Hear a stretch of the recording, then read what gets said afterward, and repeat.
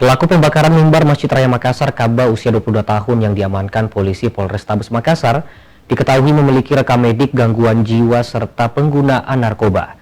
Bahkan, pernah dirawat di Rumah Sakit Dadi Kota Makassar di bulan Maret 2021.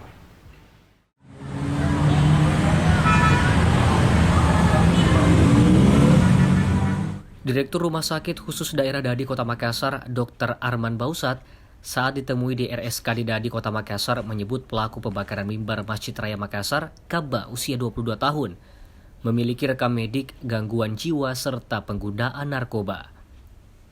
Bahkan, pelaku pernah jalani perawatan di Rumah Sakit Khusus Daerah Dadi Kota Makassar pada bulan Maret 2021 lalu. Pelacakan rekam medik pelaku itu oleh pihak Rumah Sakit Khusus Daerah Dadi Kota Makassar dilakukan.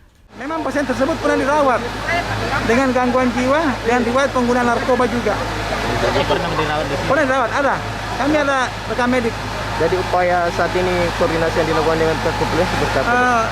Mungkin nanti dari pihak polisi yang akan menentukan apakah perlu dilanjutkan perawatannya atau ya kami itu menunggu aja.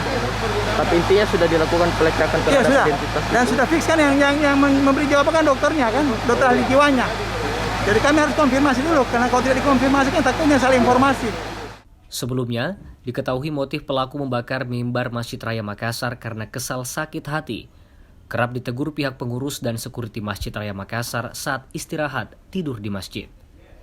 Tim Liputan, Selebes TV. Sampai ke atas.